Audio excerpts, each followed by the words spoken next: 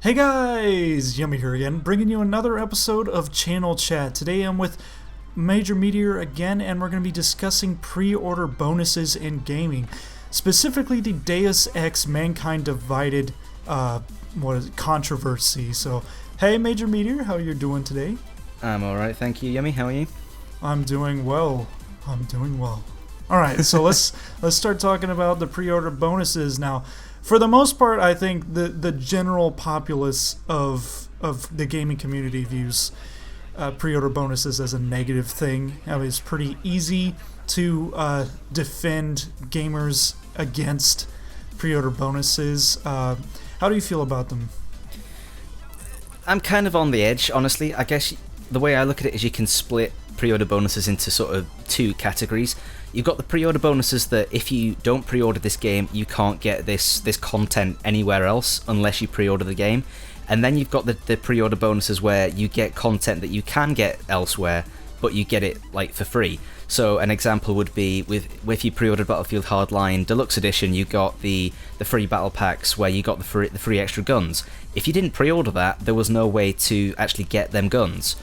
And I think you can now buy an upgrade kit, but that's like £15, so there's no real point. But to compare it to Metal Gear Solid, where if you pre-ordered Metal Gear Solid 5, you got Ground Zeroes, the prequel game, you got that for free, which you can also buy like for £15 elsewhere. So the ones where you can buy the pre-order content elsewhere, I don't mind. But if a game forces me to pre-order it just to get like a set amount of content, I don't like them. They're stupid in my opinion.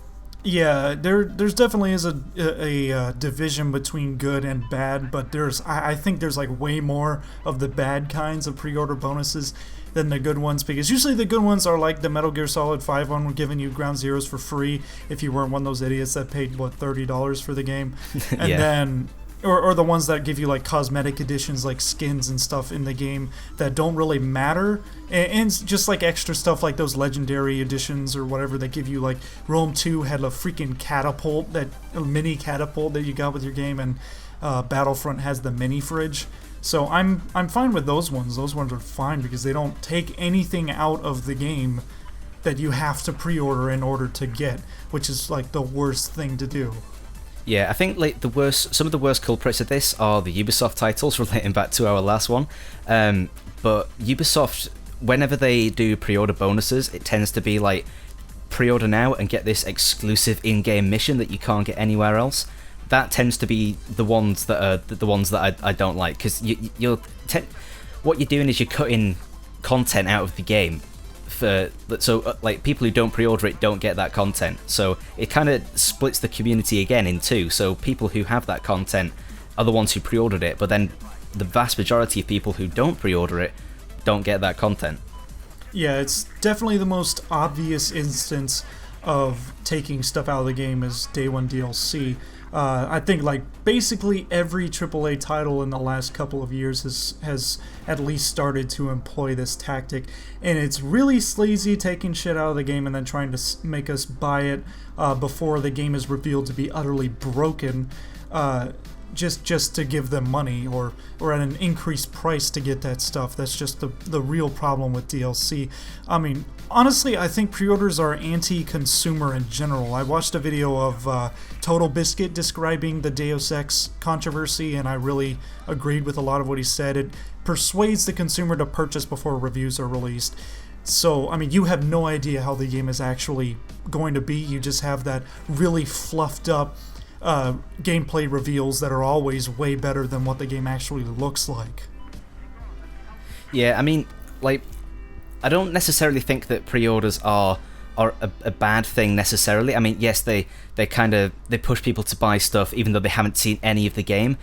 But I mean, I myself have pre-ordered like a couple of games this year. Well, I say a couple, it's probably way too many, but the only games I've pre-ordered are the ones that I'm confident enough to put my money in before I've seen the full game. So I'm talking Fallout 4, Call of Duty, because Call of Duty, it has a track record for being, all right.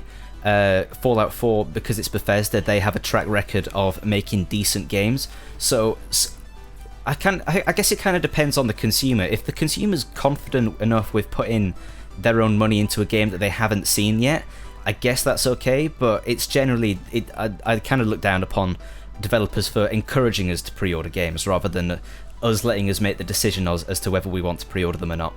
Yeah, I'd say if you have any doubts in your mind at all that you're not going to enjoy the experience, do not pre-order.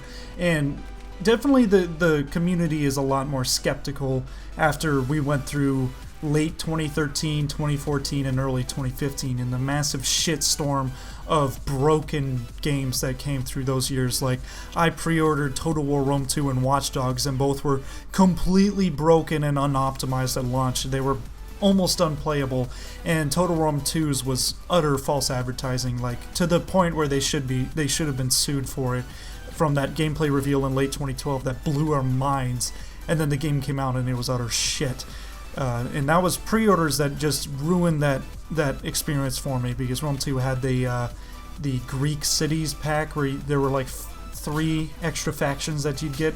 And I mean, you could get a mod that would get you the factions anyway. So if you didn't pre-order, you have to pay money for them. But yeah, it just is not pleasurable at all.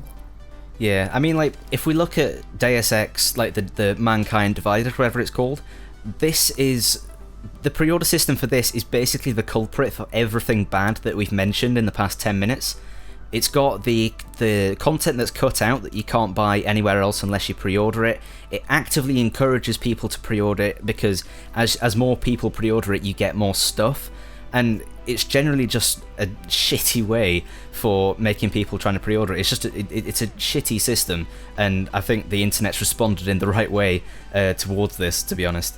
Yeah, watching that, I just went to that video of the Deus Ex reveal for the pre-order bonuses just to see what I heard the like-dislike bar was pretty hilarious, and that was like the funniest like-dislike bar I've ever seen. I mean, that was the most extreme dislike bar that I've ever seen on a gaming video, because that was just intense, like tens of thousands of people voting it down because of how stupid that style of pre-order bonus was.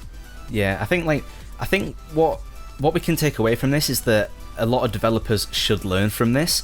I mean, I think we've already seen some developers sort of change the way that their pre-order system works.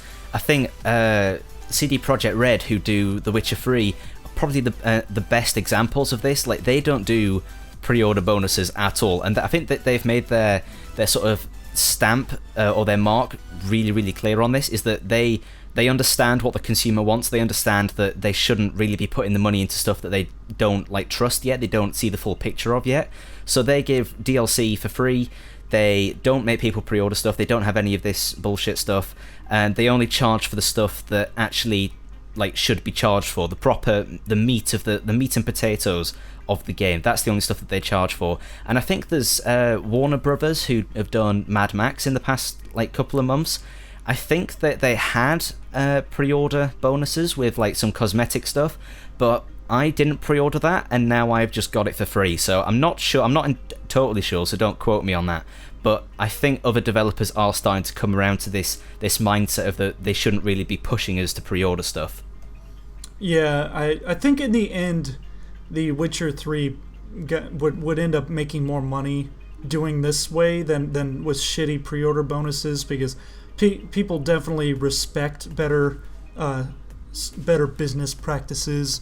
So I think like companies definitely need to learn that. I mean, people will buy your game more if you treat them not like morons. So if you get rid of the stupid day one DLC and shit and releasing your games in such a poor state, then people will spend more money on your games. People will be willing to buy microtransaction stuff in your game if it's working. Just, you might end up making more money than you ever would doing shitty pre-order bonuses. Yeah, I mean, like, again, I think CD Projekt Red is the perfect example of that. If you compare CD Projekt Red to Ubisoft, who do all this pre-order stuff, all of that, and then you compare it to CD Projekt Red, who they make it very clear that they're not part of this pre-order system bullshit, and the game works at launch, and they do all this stuff to please the consumer. That in the future, if they release a game like maybe another Witcher game, for example, people are a lot more likely to put the trust in that developer than what they are Ubisoft, who have a track record of releasing broken games and pre-order bonuses and all of that. Yeah, I mean, they really need to be careful with Assassin's Creed Syndicate, because if that game is broken on release, that could kill the franchise, which I really wouldn't like. I mean, Assassin's Creed Unity ended up being a pretty good game after it's been fixed for months. It's a pretty decent title in the franchise. It's definitely not the worst one. I think I don't know what would be the worst one, but it doesn't seem like that bad of a game for me. But it was broken. I think 3's definitely got to be the worst one. I didn't think 3 was that bad. I didn't think it was that bad. It was really long, but I don't think it was that bad. Honestly. It had some interesting concepts, just not executed very well, I think. You just didn't like them killing the British. No, I'm just kidding. Yeah, but it just took them so long to fix Unity that it killed whatever player base it had. Like, there is no multiplayer in that game at all, which sucks because there's a lot of stuff that you can only get through playing co-op, so I'm kind of stuck playing this game by myself. But anyway, I mean, I think we pretty much covered the entire topic, so, I mean, we're definitely a lot wiser. The entire world that buys video games is definitely a lot wiser after the catastrophe of Titanfall and Evolve that last only like a month and then die because they were hyped so much with pre-orders and stuff that they were going to be these massive long-lasting games, and then they just fail.